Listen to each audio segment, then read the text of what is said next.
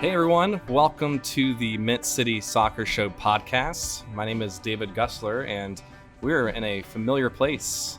We're back at Salud here in Noda in Charlotte, North Carolina, and I've got some special friends, some guests. And Corey, I know you're going to love me making this joke already, but I haven't seen them since last year. It's been so long. Boo. I know. It's really bad. I know. But we're here with Matt Swift. Hey, Matt. Hello. And Corey Insko. How's it going? Hey, and producer extraordinaire today. So you may not see his voice here Behind too the often. scenes today. And we have a special guest here. So Thomas Schaling. How are you? I'm very good. Thanks. Welcome. I'm good. Welcome to the podcast. I think I did okay with the name there this time. For sure. Sweating bullets already over Look here. At you go. Look at you go. I practiced in the mirror before I got here today. Prep myself up. No, it's been good. So, we've got a special episode here. We're in the new year.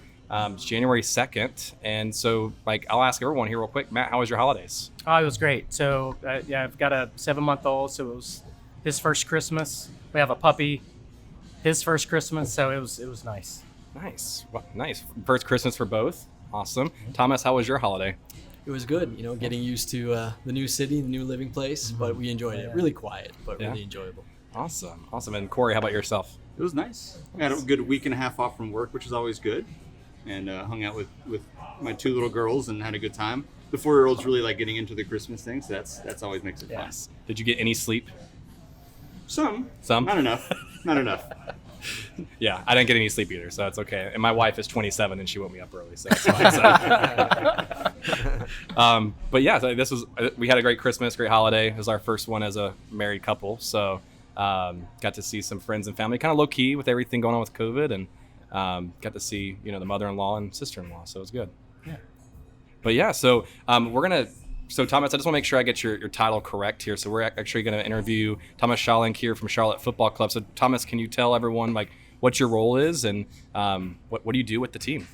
Yeah, I'm the director of scouting. Have been since January 1st, 2020. So my role is mainly of course, with the help of my really good team, to identify and recruit the right players. Obviously that's something when we go and recruit the players, something I do together with Zoran and now our head coach, Miguel. But yeah, that's more or less it in a nutshell. It's a really important job that I think you did a really good job summarizing it, but it's super crucial for the success of this club, I think. So I said our last episode at the expansion draft, this is the big one. But I think this is the big episode. We have literally talked about Thomas on every single episode that we have done. So it's just so nice to have you in person, in Charlotte, and on the show. So thanks for coming. Thanks for having me. I'm just really happy to be here too. I'm sure you didn't scare him at all during the past year and a half, sending all the DMs, tagging him. It was touch and go at some point, but yeah. Yeah, his lawyer contacted my lawyer. Yeah. Cease and desist happened here and there. It's fine. So I don't know if you'll see on the video here later that we actually had a 6-foot rule for Swift and Thomas here that they couldn't come within a certain distance. So. But I do want to touch on something. I want to, if you can, go back in time. How did you get started scouting? I find this super fascinating. When you were 15, around that, tell us a little bit how you got started. So it was interesting because in this job, there's a lot of ex-players that take up these roles. So they, once they stop, usually they take a couple of years to figure out what they want to do after their careers, as I'm sure it is like that in many sports. But what happened is that a lot of them go into scouting as well. Mm-hmm. So for me, growing up, I'd never really thought there was a lot of opportunities for me out there until I met this guy who was on a discussion forum. I'm sure you guys know there's a lot of discussion forums on sports. And I found out about this guy, and he was working for a club in Holland, and he had no background in the sport either. And he kind of explained to me how it worked and how he got into it, and just told me to, just start looking at a lot of games, start writing up reports. And then when you feel ready, when you feel comfortable, when you think you have an eye, when you think you've developed that, start writing clubs, start approaching them and see if there's any interest. And it took a while. Like you said, I started at 15, 16, approaching clubs. So it took me a while. Growing up in Aruba didn't really make it easier because there's a big distance with the clubs that I was approaching. But I had a real interest in Latin American soccer, especially. Right. So that was, I would say, a market that the clubs in Holland were not. They were into it, of course, but it was mainly the biggest clubs, and they weren't like super specific with their knowledge yet. So when I eventually moved over to Holland to go and study, that's when it kind of the ball got rolling, and I really got into it more and more. And I was invited for talks at AZ Alkmaar, which is more or less like the fourth biggest club now in Holland. That's where Josie Altidore played. Josie Altidore was there as well. Wow. And that's how I got started, more or less. Met some people there. The sporting director, Marcel Bruns, at that time, moved to PSV a few years later, went with him, and that's how I kind of got into this. David, PSV what? PSV Eindhoven. Is that Yeah, right? that's right. There you go. There you go. Got it. Nice. Again, practice makes There you perfect, go. right? Yeah. So. So, is it true though that you would play Football Manager to kind of start your scouting and get reports and or were you just playing it for fun? And is that how you kind of started developing that at all? I would say I played it for fun. It's what got me really interested, but it's not something that helped me with my reports. I wouldn't use data from that game. Yeah. So I would just use my eye.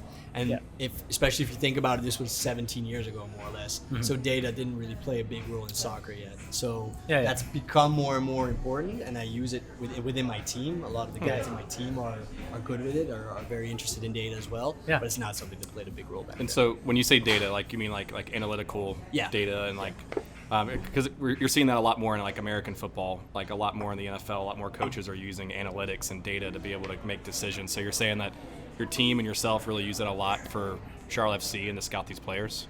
Yeah, so there's a few of my scouts that have knowledge in that area, and then we have Mark Simpson as well as head of data and analytics, who also supports the scouting team. So when you were gathering your reports when you were first starting, you started sending them to. Did you target certain teams that you really wanted to go after, or you were just sending reports out to different teams? I targeted a couple, I would say, but there's a couple of teams in Holland that would never buy South American players because it's too expensive. So you just leave them out. I would say I probably targeted about 5 or 6 teams in the Netherlands, and most of them would respond. But then most of them, so some of them would be like, "Oh, we're really interesting. Please keep sending us players, etc., etc." Wow. And then it wasn't until I met people at AZ Alkmaar that the GM basically said, "Look, it sounds really interesting. Do you want to come by and talk to the technical people at our club?" Very cool. Yeah, I was gonna say, did you just write an email? Hey, would you like for your team to be good? Please see attached players, and just let me know. And I'm looking forward to hearing from you. So that's really awesome. I never would have thought about doing that as a kid. American football, I played Madden, which is nowhere near Football Manager. From analytics or FIFA, same same thing, right? But that's awesome to kind of get your start and just have teams actually respond back. That's what I like about young people. They don't really. It's not that they don't really know any better. They just take the shot and they're aggressive. They're not and inhibited. Exactly. So that's fantastic. So when did who did you say the first team was? It's come by and talk to us. I said Alkmaar. Okay, yeah. Oh, nice. That's very exciting. How old were you at that time? 20, more or less. Okay. Yeah. Wow.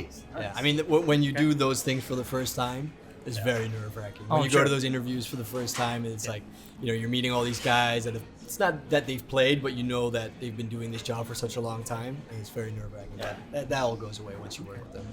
And how long were you there at Alkmaar? About 2.5 years. Okay. I think. Yeah. And then so they were owned by a bank that kind of went bankrupt. Right? Yeah. A bank that went bankrupt. Yeah. So they had so not a good bank. They struggled. So they had to cut down in personnel. Okay. So they basically told me, well, because I was working part-time for them. I was like the 6th, 7th guy on their team working part-time. And then their chief scout came to me and said, look, we would love to have you for, in this capacity for a little longer. But at the end of the day, we can't offer you anything more. And then I said, well, I want something more. So I'm going to have to kind of move on. And then the sporting director that used to work with me there, who was then at PSV, said, hey, if you ever want to talk and come over here, let's meet and let's see if we have something for you. Yeah, then, nice. You did? Yeah, eventually, yeah. Nice. And so you were with PSV for 9 seasons, 8 years, or 9 years? Yeah, more or less. Yeah. A couple of part-time seasons and then 7 years full-time. Yeah. I think I read while you were there. I could be wrong. Christian Pulisic had a trial there when he was a lot younger. Tyler Adams, y'all were kind of maybe interested in him too. Yeah. And who was the other? There was one more too, an American player. We had a couple. We had Josh Sargent on trial. That's Wow. that's That would be around the age of 16 for yeah. those guys. Oh, that's crazy. That's crazy to think about. Leon Bailey, not Okay. he's American, but you might know him from Bayer Yeah. Leverkusen.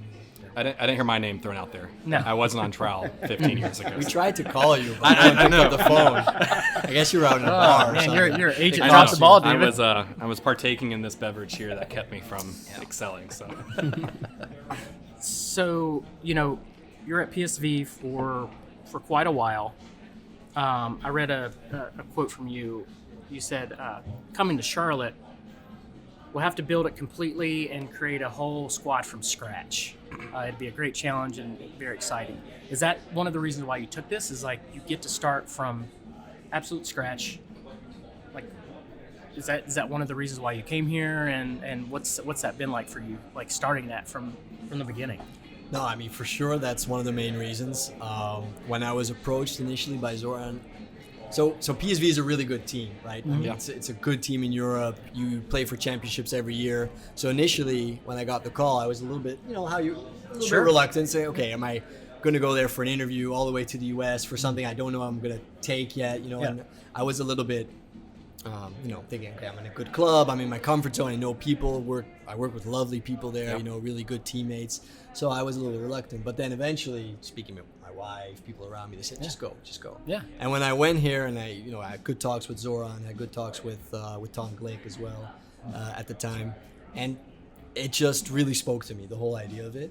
And then thinking more and more about the possibility, like you said, of building an entirely new team and being one of the people responsible for that, it was amazing. And you can tell by the reaction from other people, even people working in Man City and Chelsea, when they heard about that, and when I would speak to them, they would be like, wow, that's awesome, because it doesn't come around Right, in yeah. Europe, Yeah. and not even here that much, obviously, but anywhere, so it's Those really teams have been around since the 1800s and early 1900s. So yeah, you don't get an opportunity to start something. So did you know like Zoran or anybody from the club before they reached out to you, or was it just kind of like a shot in the dark kind of I situation? knew Zoran a little bit Okay.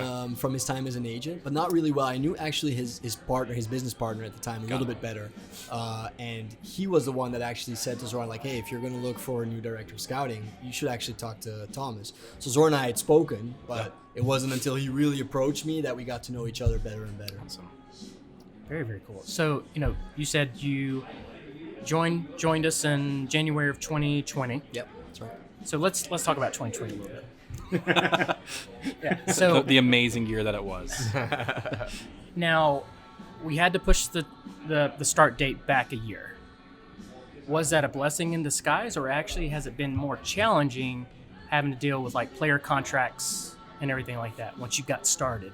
So initially, I was not so excited about it because we had a lot of plans, a lot of players lined up, guys that we felt we would be able to get immediately that summer, and then they would only have to kind of wait 6 months to get to us, right? So it was we had a good plan, I felt. Right. Then when the whole world kind of shut down and everything happened, I could see more and more that the advantages of it. And of course, the biggest advantage is the fact that we would have fans in our stadium, and we wouldn't have had that for the large majority of time Absolutely. in 2021. So that's without a doubt the most important part. I would say that we got a couple of players still in 2020, which I think Riley and Sergio are really exciting players. I think we're lucky to have gotten them that early, to have gotten them to commit that early and that much in advance. Right. But if we would have started 2021, I'm sure we would have been in a really good place too. But just more difficult without fans. I think the season 2021 would have just been so much different and more difficult without fans there. How weird would it have been to be like, hey guys, it's our inaugural match. It's at the MLS is Back tournament in Orlando, right? Like, it would not have been super. I mean, I would have been excited, but it wouldn't have been the same that we're going to get this year. So no, and I think especially fans that weren't that into it yet, it would have been difficult to kind of reel them in with that type of tournament, far away from home and far away from the own city. Very true. Yeah. As much as you can. I know you may not can spill all the secrets, but we have 18 players right now. Out of the 18, were you able to get some of the players you wanted in 2020, or did you have to pivot a little bit? You don't have to name specifics, but like I mean, Sergio and Riley, obviously, because Right. they came in 2020. We had our eyes on Jan for a really long time, too. Christian Fuchs actually became maybe more realistic because we postponed. Really? Oh, there you go. Well, he Yeah. stayed at Leicester for Yeah. like another season. Yeah. Right. I would say that obviously we did lose out on players. Sure, I yeah, mean, yeah. for I think sure. But that's- with this, the soccer player market is so huge Yeah. that there's always going to be new, interesting players Yeah. that you find. Like we still find out about new players every month or so because there's always new guys coming up, young guys, older guys making comebacks. You know, moving to new clubs and doing well there. Like maybe you didn't spot a guy in Bangladesh, but he moved to Australia and he's doing Yeah. really well there. You get to know him there. So the Yeah. soccer market is huge. I heard that older guys making a comeback. So Swift, you and me have a chance here, buddy. You've got to move though. You've got to move to another country and start over. You know, Yeah, the, you the, gotta- the MCC 7v7 league starts back next week, so that's my comeback story right there. So All right, so let's talk about a little bit with the expansion draft. MLS has some very odd rules, and so what was it like? You know, we had Bobby and Nick on the episode for the expansion draft, and they were talking about the war room, figuring out who they were going to choose and everything. What was that experience like for you? Because I would imagine you've never had to go through an expansion draft. No. Was that bizarre to you, or like what was that experience like for you? Well, you got to remember, I just gotten here. Yeah. So I was in Charlotte for about 10 days. Wow. So everything was I was just getting used to everything. And then, but what really helps is just the excitement and the adrenaline. It just keeps you going. So Yeah. I would say that we had the coach's room and then we had Zoran's office. I wasn't at my desk. I was just mostly in Zoran's office and Yeah. then walking over to the coach's office and vice versa. Just, you know, pitching ideas, coming up with new scenarios Yeah. the whole time, and that type of stuff, it keeps you on your toes the Uh-huh. whole time. Like just if you're into sports, Yeah. whether it's as a fan or as someone working on the sporting side, it's super exciting and it keeps you really sharp. So I enjoyed it. Like I didn't feel stress or anything really, okay. to be honest. I just really enjoyed I it. would have been stressing my. Oh yeah. Yeah. Well, I watched. This is going back to 2020, like Sunderland Till I Die, right? Oh, yeah, Like yeah. they have Yeah. like there's an episode during the transfer window where they're trying aggressively to get some more players, try to keep them from being relegated, and seeing a dynamic like that where you've had essentially like the sporting directors and the coach staff kind of like making calls back and forth and like having people on hold while they're trying to negotiate this deal and XYZ. Yeah. Like, if you said you're not stressed, man. Like, I mean, more power to you. I would have been sitting there Absolutely, drinking coffee yeah. nonstop and pulling Yeah. my hair out. But you so. can compare it a little bit to those transfer Is it deadlines. similar to And that? we Okay. had, I mean, it's not the same because Sure. it's not the same dynamic, like not the same mechanism. Sure. But we had a couple of days at PSV where we really needed a player, and we waited until that deadline approached. And Yeah. when you need to do that on the last day, it's nerve-wracking. Yeah, I think that was absolutely. probably more nerve-wracking than the expansion draft. Okay. And there's in that same episode in a book that you recommend. I can remember the book that you recommended me to read. It was about the agents. Done deal. Done deal. Yeah. Yeah. They talk about and there's a scene there in Sunderland Until I Die where they actually had essentially maybe it was the same one, but they essentially had this player that they wanted. They agreed to terms with the player and their agent, everything like that. And they brought him in, had him sign the contracts, ready to go just right before the transfer window closed. They started doing like preliminary interviews, pictures for social media. And then at the last minute, the team basically said, no, this deal doesn't work out for us. And the player and the dad had to just leave the office after signing everything and just was like, hey, sorry, that didn't work out. Like, is that something that usually happens pretty frequently or? Yeah, you run Really? into a lot of special Yeah. situations. We had, I can't name the name, but we had a player that we were going to bring in at PSV. I won't talk Sure. about this, but at PSV that just decided last minute to not fly Wow. to Eindhoven. Oh. And instead he was at a hotel, I wouldn't say he didn't get kidnapped or anything, but this other team basically stopped him at the last moment and said, no, come talk to us. Ah. And then he kind of wow. negotiated his new deal in the lobby of a hotel and decided not to fly. We'd already booked flights for him and everything. And he just decided not to come in the end. It's crazy, man. I find all that stuff super fascinating though. I could never be an agent. I can tell you that right now. You need to. So during the draft, yeah, I'm sure you had to have a lot of conversations with Bobby Belair. Yeah. I'm imagining. So I found out who the first pick was at 6:00, right, to do the pre-recording for the picket. as much as you can tell. Like, when did you know the 5 that you were going to pick? Was it earlier in the day, or was it some of it last minute? I think it was around 3:30, Okay. more or less. Okay. Because you have to also consider the fact that the league wants to know, when did we announce the pick? 7 o'clock? 7, probably? yeah, around 7. So Yeah, the league wanted to know around 5, and maybe if you really pushed them, they would have waited a little bit longer, but they wanted to know a couple hours in advance. And then we were negotiating with, obviously, a couple of other teams about the picks that we were going to trade out. Right. So we had to kind of set a deadline to them, too, and say, look, up until this moment, you can come to us, but after that, we're going to either keep the player, make a different pick, or, so you have to really keep that into consideration. So I think we knew around 3:30 where we kind of set a deadline for ourselves. Yeah, because you get the list of players the day before, right? That's eligible, or is it 2 nights before. So 2 it was nights. around Okay. more or less 48 hours before we have to announce the picks. A little bit less. Okay. Like 45, 44.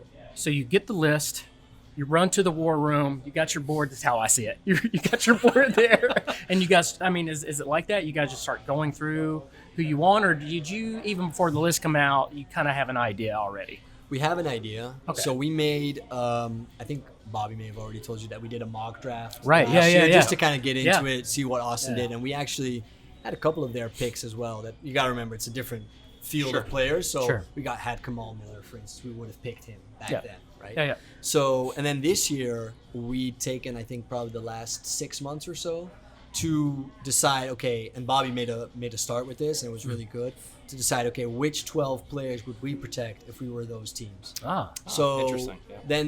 then sometimes you only know 10, you're only sure about 10. Sometimes you're sure about more. Sometimes, sometimes it's between 2 or 3 guys taking up the last 1 or 2 spots.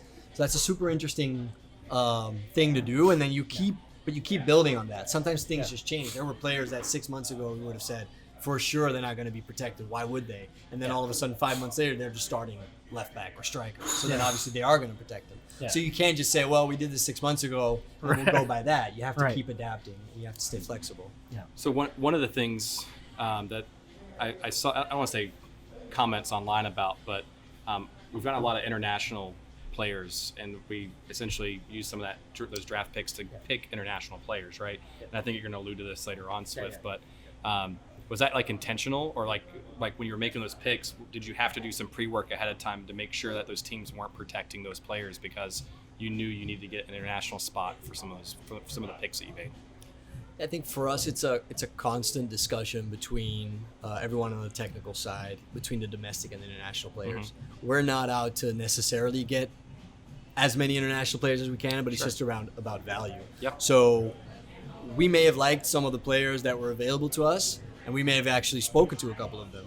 But at some point, there comes a point where other clubs approach us during the expansion draft and can say, well, we'll pay you this and this and that for that player.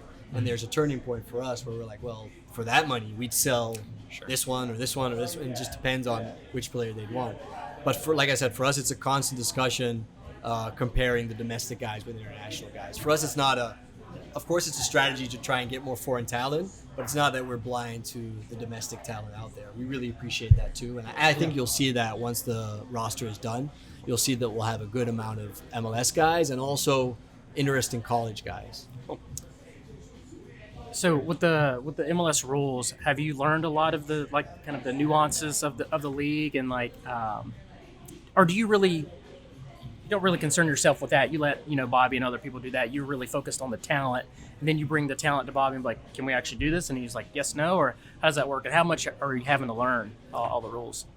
I mean, I like learning it. In the beginning, of course, sometimes you're a little bit blown away by it because it's so much different and there's so many more restrictions. But on the other hand, it's not like, of course, the budget you had at PSV was big, and there's more opportunities there to get whichever player you want because there's no foreign player restrictions, for instance. Right. But you have your restrictions there too. You can't just go out and buy 3 different 10 million euro players every season. So you always have financial restrictions. So that's important to know.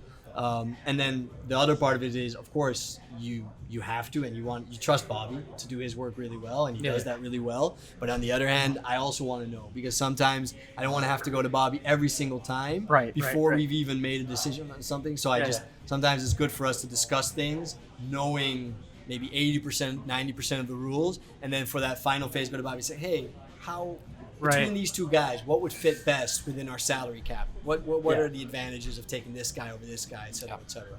So I wouldn't say it wouldn't make a lot of sense for us to go to Bobby about every player, but he's a big help, that's for sure. There was I saw a tweet from Andrew Wiebe. He's the host from Extra Time MLS, their podcast. He said that Charlotte FC will need to be really good at the green card process. I tweeted back from our account saying, "Don't worry, we have Bobby." But No pressure. yeah, exactly, no pressure, Bobby. But I will say this, and I don't know if you can if you can answer this. So it seems like we have a lot of wiggle room for DPs. Like we're trying to get a lot of that in. Is it to maybe safeguard if we don't get some green cards processed? I would say that, and this is a constant conversation we're having as well, it's very much about flexibility. So with international spots / green cards, with budget, with DP spots, we still have a lot of wiggle room to go in multiple directions. So if we don't land certain green cards, we still have that flexibility to get in the guys that we still want to get in. Yeah. If not, there's still possibilities further down into the season to also adapt and maybe when it comes to DPs, we're going to try and be as strong as we possibly can. But the reality of it is that there's more advantageous moments to get certain players than January in the middle of European seasons. So it plays a part. Well, and you just mentioned it, so I'll kind of lay it out there a little bit. You mentioned DPs, right? And so some of the chatter on the forums and Reddit and so on and so forth, they're like, where's our DP signings? Like, where's the big name players we're going to have? But you're kind of alluding to, I think it's okay that we don't have them right this second because they could be in the middle of like their seasons at other teams, right? And potential buyers market, sellers market can go up and down during that time frame. Is it okay that we don't have that DP signed or like what? I mean, we're working on it. We still want to have them in, and especially given that preseason starts in about 2 weeks, we want to have them in. We want to have a couple of them in at least. Yeah. But like I said, there's this flexibility that, and you also have to consider the fact that what we're working on now is theory. So everything we're doing, none of those players have ever been together, except for Brant, Adam, and Christian. None of those players have ever been together on the pitch, right? So I think there's an advantage to kind of figuring out what it is exactly our team looks like on the pitch and then making a few more decisions in the summer.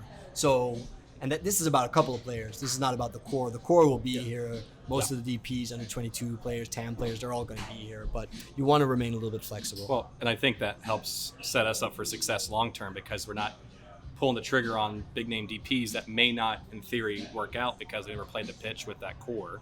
And then come summertime, come late spring, early summer, late summer, we have that flexibility to bring somebody else in per se to help support the team within that time frame, right?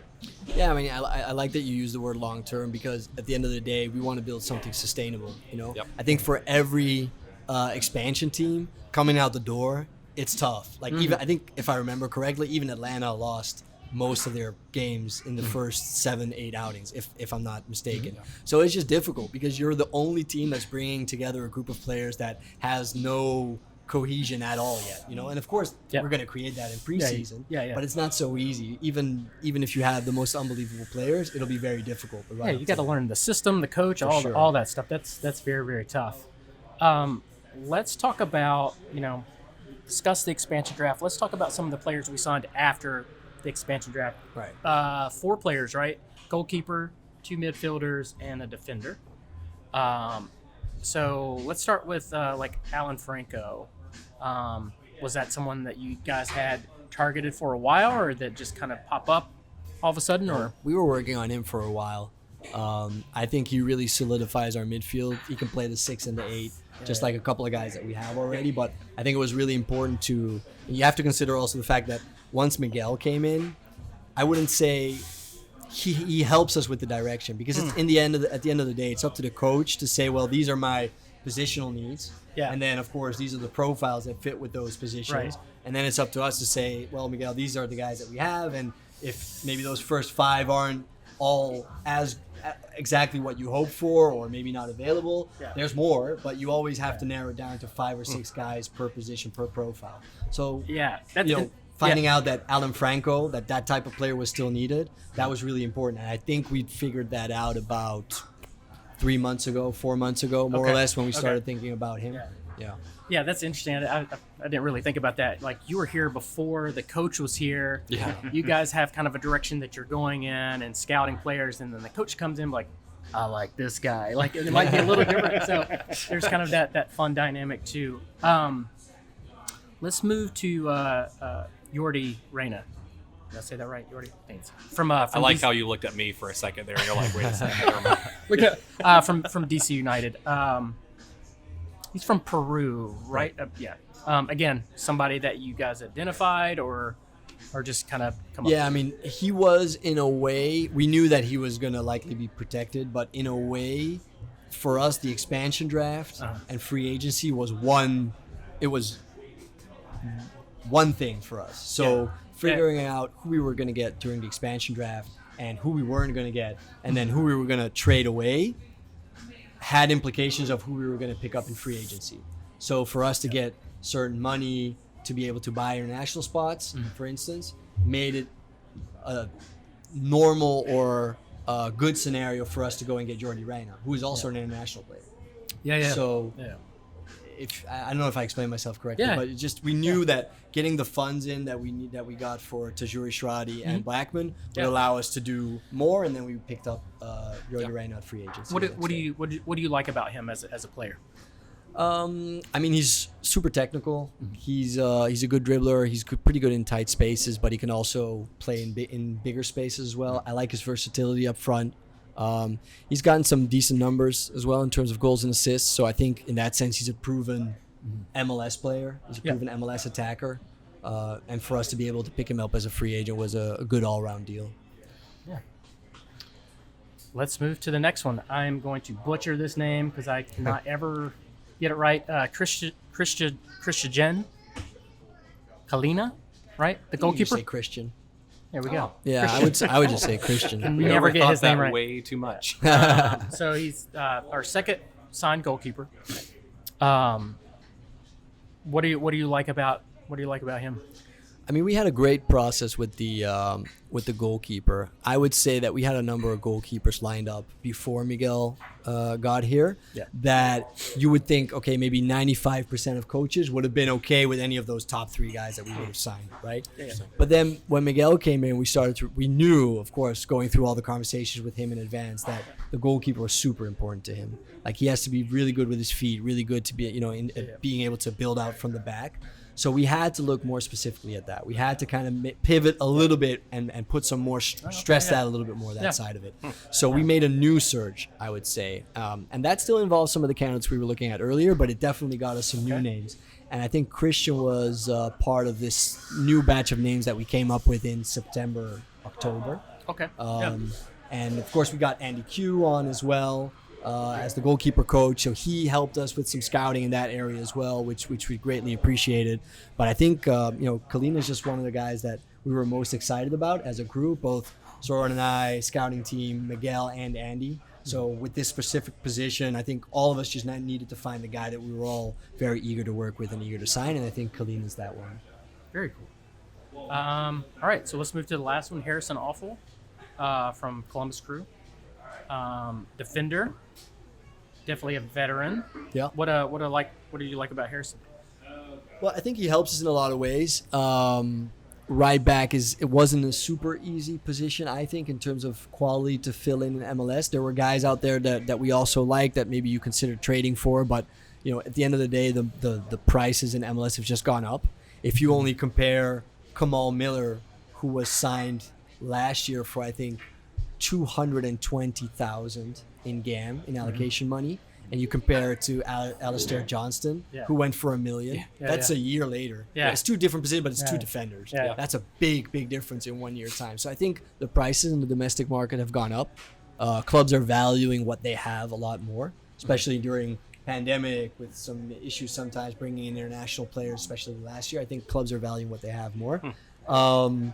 And Harrison, being a free agent made it super interesting. We felt that we needed some MLS experience at the back as well, because we have a lot of veteran presence with Christian Fuchs, but he hasn't played in MLS yet. Right. So with Harrison, we add that, just like with Joseph Mora on the other side, and Anton Walks. So I would say now we have a pretty good core of Yeah. veteran. Anton Walks has been around long enough, so of pretty veteran MLS players. I just like that now we have 2 puns in the back line there. We've got Christian Fuchs and then Harrison Awful. So Yeah, there you go. Fuchs and Awful. So it's great. So, Love it. So why don't we take a break here and replenish our beverages, and then we'll come back. I definitely want to talk about the Super Draft and some other things when we get back. Cool.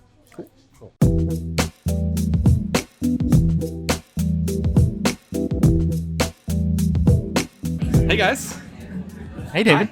long time no see. Yeah. So Does that music mean it's a commercial? I think it means that we're getting paid $0 for this ad read again. Yeah. But we need to get paid more than $0 Yeah. for. well, That's our New Year's resolution, is to like not get paid $0. I think that's a great New Year's resolution. Is that we should probably actually- get some. We actually need to try to get ads. That's what we should try to do. Well, hey, at least we got the music already picked out. So, That's right. But yes, that whimsical, lovely music that Corey has picked out for these ads has definitely helped out. But we are back here at the very lively, bumping.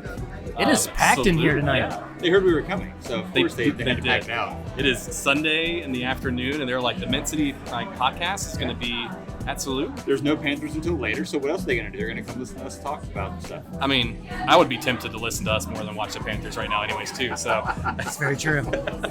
but we just want to say thanks again, Salute, for being such amazing guests. But we're going to do a quick plug. So, Matt, I'll hand it over to you. Like, what are you drinking today?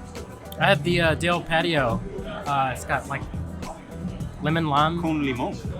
Oh, what? How? Say it again. Con limon. Oh, I like that. That's good. Yeah, I would not say that. I just said lime. So, Very nice. This would be a really, really, really good summer beer. yeah. Yeah. I think we need to have that at some of our tailgates probably. So I need to reach out to Jason to see what we can get to do for summertime. It's a really good beer. I had the same thing. It's like a light lager with lime. 4%. Limon. Yeah. Good. Yeah. It's a good crushable beer. Yeah. Be great in the supporter section. So Nick Kelly, if you're listening, well, I know you're listening. You should get this into the stadium. So Corey, any idea what you have today? I have no idea what it's called. I'll be honest with you. It was that was a little while ago, and it was a long name. It's cut off on the menu, so I'm really not sure if I can tell you what it is. What is Wow. It's a blonde ale with some coffee flavoring in it, which I really like that mix of the blonde and the coffee. So it's a nice little wintry beer, even though it feels. I'm wearing shorts and a t-shirt right now, so winter does not really feel like what it is right now. But still a nice little mix of that coffee and blonde flavoring. So it was very delicious. Yeah. Well, if you haven't checked out Salute, up downstairs they've got a bottle shop. Upstairs, you got the Sir. I can't even say it. So Corey, you may have to help me out here. What's the upstairs called? Cerveceria. Salute Cerveceria. There you go. Thank you. I struggled. I had got a brain you. fart for a I second. got you. Thank you. So I got the death look of Swift across here, and I knew I was gonna mess it up. So, but downstairs you have the bottle shop. Upstairs you've got like the coffee shop. They've got the brewery up here for it too. Really good pizza. Really good pizza. Really good pizza. They got some vegan options for pizza too. So I know Thomas has been on our show today, and he mentioned earlier. So definitely come over here and check it out and try it out. So, but we look forward to future time and future episodes here at Salute. Let's cue the music again. And here comes the whimsical sounds.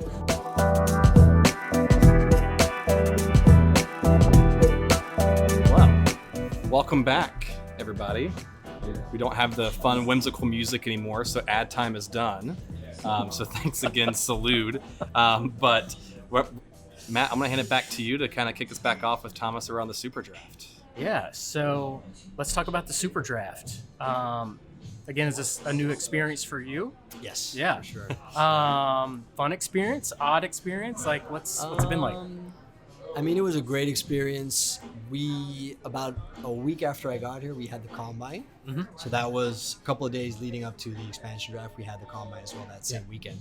So we went out. I mean, we talk about breaking records with this club.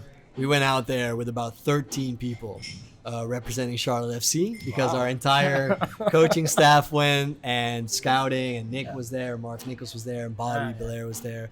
So we went with a huge group, which was good because, like you said, it was not only new for me, it was new for most people there. So it was really good for everyone to see. Really enjoyable. A little bit peculiar that the event was during the MLS Cup final, but other than that, But other than that, it was really good.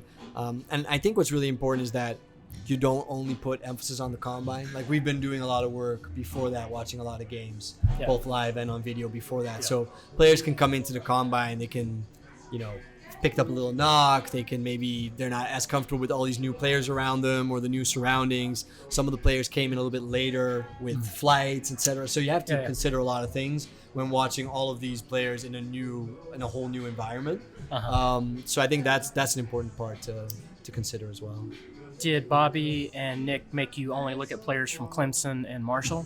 They tried, but that doesn't work on me. No, you have no allegiance here for that. No, that's a good thing coming from abroad. No allegiance. So for people that may not know, we have the number 1 pick, right? New team. But that doesn't mean that we can't make some moves, maybe trade around.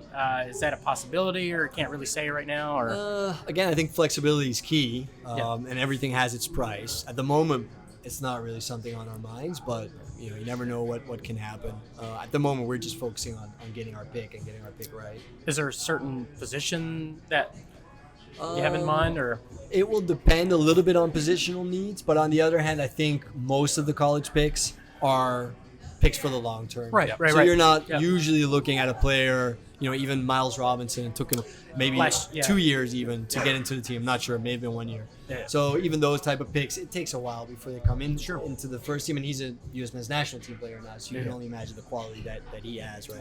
Well, I think you made a good point there, having that flexibility, because that way you're not going into it trying to draft a need. You're trying to draft the best player, build that future long-term player, versus making that number 1 pick and crossing your fingers that hope this player really comes out and plays every match and produces a lot of goals or whatever you're looking for, right?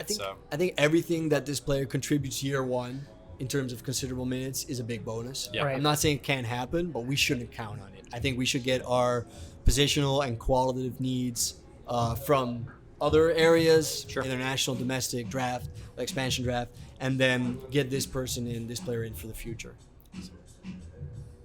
Yeah. So we'll have the super draft. Can we expect any other signings in the next couple weeks or anything like that? Yeah, I mean, like I said, we're still. Yeah, no, I mean, my answer today could be different in 2 days. Correct. But for sure, I mean, we're working hard on bringing more players. 18 is not enough. We want as many guys in at the beginning of preseason as we can. On the other hand, there's a balance to be found between getting players in quickly and getting in the right players. At the end of the day, we want quality players. And that's really why I was asking. So we have 18 now. You can have up to 30, I believe, is the roster. So roster slots 1 through 20 are kind of considered your senior team, but 21, I think, through 30 is considered like supplemental players. It could be homegrown, draft. So you have 20 senior roster, then 4 supplemental roster players. And then after that come the reserve rosters and some of the homegrown players that you mentioned as well. Gotcha. So let's talk about our roster a little bit and maybe some of the needs where, we're talking about DPs earlier and maybe like, hey, who are we going to sign? So we have 8 defenders, 2 goalkeepers, 5 midfielders, 3 forwards. At the beginning, I think we signed 3 midfielders back to back to back. Then it seemed like we went kind of heavy with defenders. Was that by design or just players coming up and you grabbed them then? It was a little bit of both. I mean, obviously you have to look at which of the players that you like are actually eligible to come at that moment in time and you actually feel you're able to get them. But we did want to be very thorough and build through the spine from the get-go. That was always our intention. So having the right central defenders, goalkeeper, fullbacks, and then especially good number 6s and number 8s in midfield was really important to us. Very nice. Do you expect, with like you said, preseason coming up here pretty soon? Obviously, you said 20 players? That's what we have right now. 18. 18. Sorry, 18. Obviously, that's enough to field a team, but we want to get a little bit more here. Do you expect to see a little bit more like experimenting with like formations and roster spots and where the players are going to fit into the pitch during that preseason from MAR? I know you probably can't speak 100% to it, but do you expect to see some experimenting with where players are going to play? I mean, look, I'm not going to sit on Miguel's seat at all, but I mean, he's going to be implementing his game model during preseason, and of course he might find out certain positions suit certain players better in his game model than he initially thought. I think that's every coach's journey with a new team. But I mean, I have no idea where that's going to go at this point. I think that's all completely up to the coach. Yeah, kind of speaking of that and expansion teams, I know part of scouting is looking at individual players, but have you guys looked at, or you specifically, have you looked at other expansion teams, how they did the first 2 seasons, and think about the style of play and the style of players? Does that kind of formulate into what you're doing? Yeah, no, we did. And of course, you try to learn from them, both the good and the bad. So we've looked at that a lot. Looked a lot at Austin last year. Obviously, wasn't so easy for them. They went a lot of games on the road. And I think initially what they did kind of worked, their game model. I think some teams, they struggled to score a little bit, but teams still found it difficult to play against them. And then it kind of maybe died down at some point. And then, of course, it was a difficult season for them at the end of the day. Maybe they were lacking a little bit up front, for instance. So that's something that we definitely want to learn from. Yeah. So we got our forwards. We have Mackenzie Gaines, and then we have, Yordi, Reyna, and then we have Mello, right? So probably some DP spots could be some forwards. We're a little light there. And Yordi is going to be potentially internationally playing over the next few weeks instead of preseason. I saw, I believe, online. If that's the same, maybe not.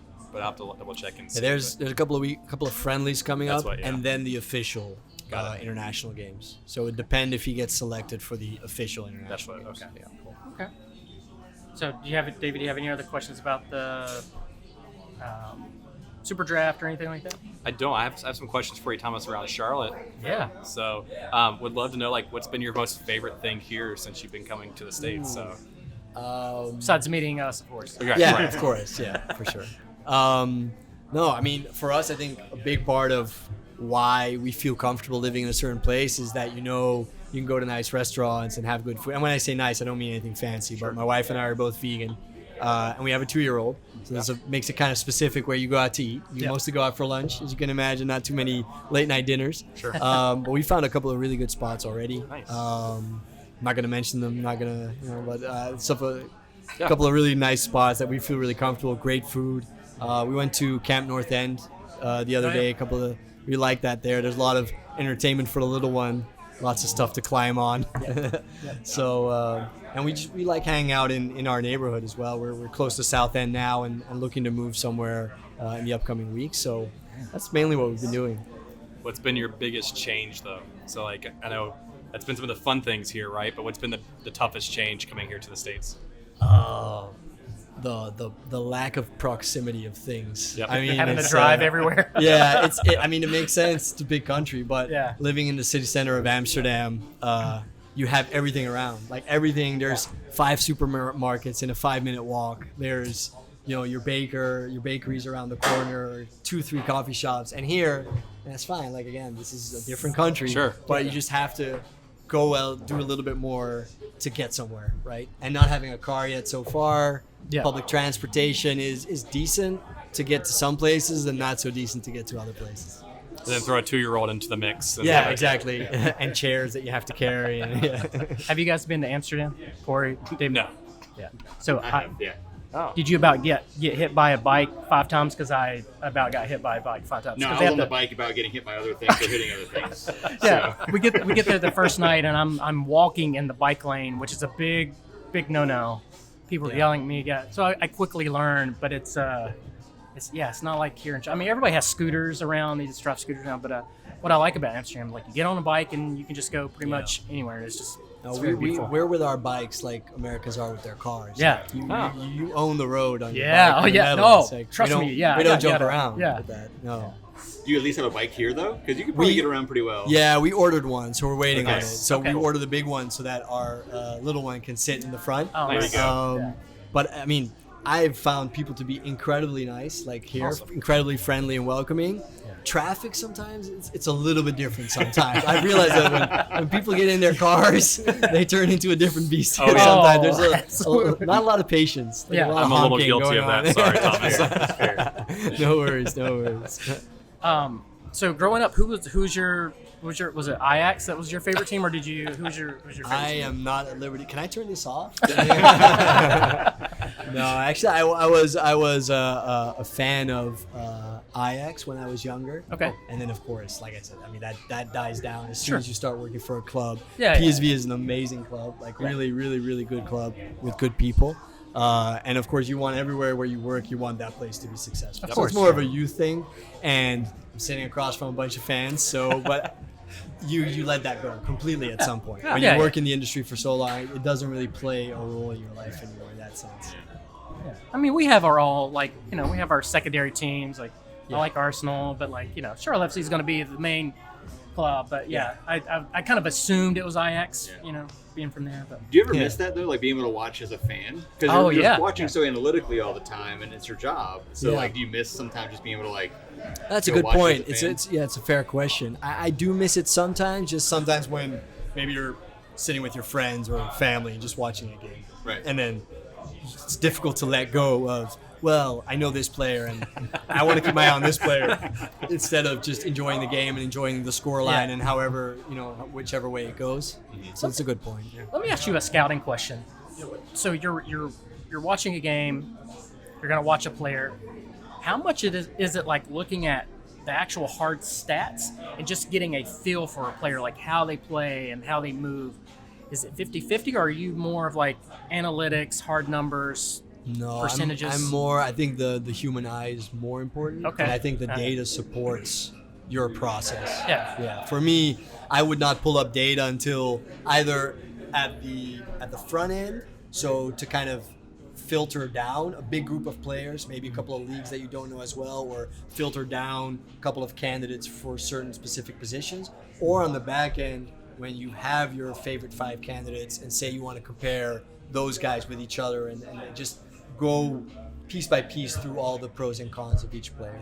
I would never use it and say, like, have my laptop next to me watching a game and say, well, my eye says this, but the data doesn't say that. Well- I would use it later. Have you seen the movie Moneyball? Yeah, that's I was kind gonna of say what I because was like alluding that's the whole. Obviously, that's a movie and it's portrayed differently, but that was the big thing, is that in baseball you had for years old school scouts that were just like, oh, I know from my eye. I know when I see a baseball player, like that's a good swing just by my eye. Yeah. Yeah, he's a good-looking guy. Good-looking Yeah, guy, yeah, right? yeah. And so, but now you kind of see this analytics come in, and baseball is much more statistics and chance and percentages than really anything else out there. But like, it's interesting that you have to balance both with soccer because There's another book, and I forgot the name in English, but in translating it from Dutch, it's called "Expensive Strikers Don't Score," and it's a really it's by Simon Cooper, I think. It's a really well-known book too, and basically talks about, one of the chapters is about how white blonde strikers always seem to catch the eye of a lot of scouts, like really blonde guys, and there's just a huge chance that scouts will come back with a relatively positive report on that player. interesting. So there's big bias. Fernando Torres was blonde forward. Yeah. So I need to go He was home. actually pretty good though. Yeah, Like, that's true. Yeah, it kind of faded off at the end, but yeah, it was pretty good. So I'm gonna go home and dye my hair blonde. Yeah, you should. I'll let Laura know. And Get the frosted tips. Wait a minute, didn't you had I frosted did frosted tips. That's yes, right. at one point That's in right. time. That was only about 25 years ago, but it's fine. So So let me ask you about your staff and your team. You have scouts underneath you. Do they target certain areas of the globe? Like they just specifically target one country, or how does that work? So initially we set it out in a certain way, but then due to COVID, I would say everything became a little bit more about general knowledge. Okay. And it's also because of the way I work. So we have Davor Brasanac, who lives in Belgrade.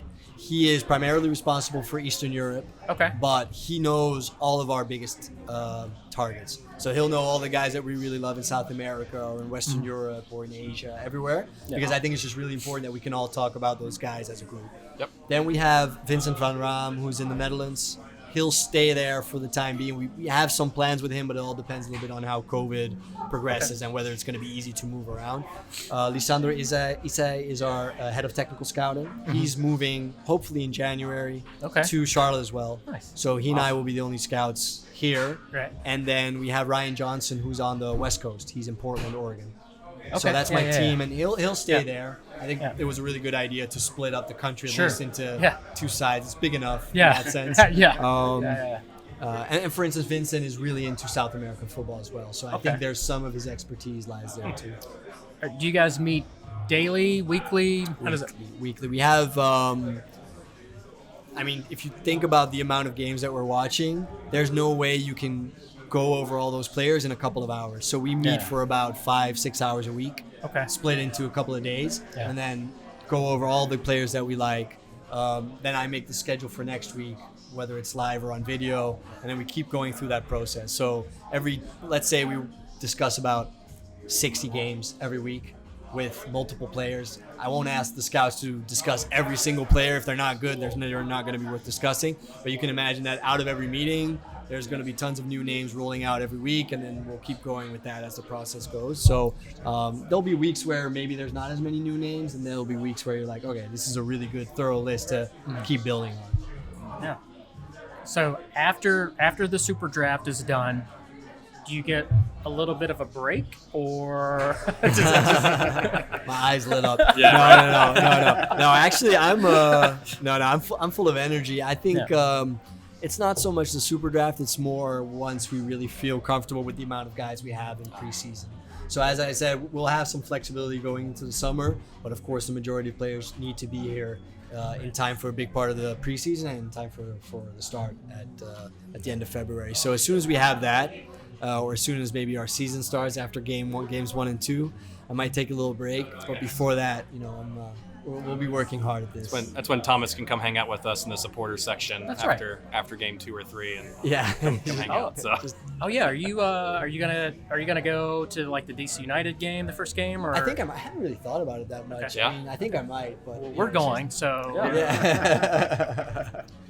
we'll just all carpool up together. It's fine. Yeah. Are Bring you the guys bike. all going? oh yeah. Yeah. Good. We'll be there, and then Corey, are you gonna come? Yeah, planning to. Trying to decide if the wife's going to be able to join me. Yeah. With 2 kids makes those decisions harder, but Yeah. It is I'll definitely be there. Is it easy for MLS fans to travel to away games? I mean, aside from the distances, but is it Yeah. easy to do? It's think so. I think so. I mean, the nice thing is, like we with Mint City Collective, we actually have the packages set up for fans to do. So there's really no work for a supporter or a fan to do. Like they order it through us. We'll get a block of tickets. We're all in the same section together. Okay. Some of us are carpooling. Some people are flying. Some people are taking a train. I wish the train was a little bit faster because I would totally do that. But That'd be fun. but yeah, it's not bad. I think be interested to see the number of people that show up for DC United for that game, because I think we have a decent amount of fans that are interested. But Yeah. it's gonna be hard, I think, because we have DC United first. Then we have our first home game against LA Galaxy, Yeah. and then we play away at Atlanta right after that. So it's gonna be a hard sell for my wife to be like, "Hey, 3 weekends in a row, I'm gonna be gone all weekends." But Yeah. we'll see. So for you, are there any specific games that you want to travel to that, maybe like Miami or LA? Is there any games that you've thought about maybe like, it'd be nice to... No, I'd like to go to the Atlanta game. Yeah. For sure. I mean, that's Oh, going to yeah. be a big Oh, part yeah. of our club culture as well, Yeah. the rivalry with them. So I look forward to that.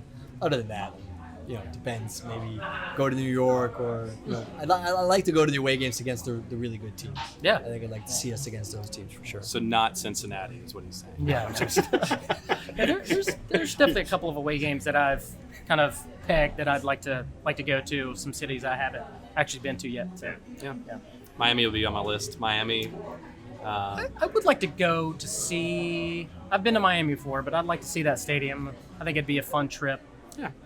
Well, you mean Fort Lauderdale? Oh yeah. Yeah.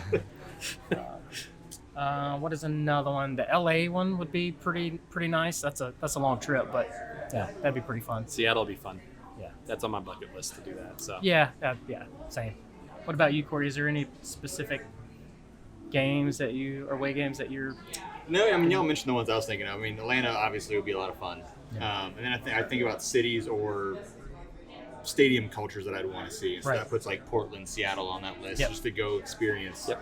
what they're doing up there. So those are probably my top 3 that I'd want to go. And then obviously DC just because it's the first game. So Yeah. I want to be there for the first game. All right. Other than soccer stuff, is there any state cities that you want to travel to or do? Yeah, I'd like to go to Portland. Heard a lot of good things about that. Yes. So I'd love to go there. My wife is actually, before we moved there, my wife had never been to the U.S. at all. Okay. So anything's going to be new for her. I've Yeah. been to New York a couple of times, been to Okay. Miami a couple of times, so Okay. I've seen a couple of places. But I'd love to take her to New York. Yeah. You know, once Yeah. we get there, would be good. But I mean, there's so much to see in this country. So this is There's why a I told her, lot. like, Yeah. we don't have to go back to Europe for vacation for a while. There's a lot to discover here. Yeah. You know? That's what I like to go to Europe for vacation. It's funny, like, yeah. There's so much of the U.S. I still haven't seen either, but You take it for granted sometimes. Yeah, 'Cause it's very like, true. I mean, That's very true. Europe's on my bucket list to go see and go travel and do, but I've also there's so many states, so many things I haven't seen in the United States. you got to go see Oldham play. Gotta see Oldham play Fulham, you know, all that fun jazz. So see Ajax as well. So it's fun. Nice. Well, that's all the questions that I have. Do you guys have anything else? Or We're good. I mean, Thomas, I think it's been a fun episode. It's Yeah. been great. Thanks again to Salud for hosting us here. So you can tell it's getting a little bit more lively here. Seems like it always does that right towards the end of each episode we do Oh, here. yeah. But it's been great, Thomas. Thanks again for gifting us your time to hang out with us and learn more about you and what you do at the club. And we really look forward to. It's less than 60 days away. Look forward to kick off coming and up. being able to see all the work you put in come to fruition. So Yeah, thanks for having me, Yeah, guys. absolutely. It's been a pleasure. Really nice to meet all of you.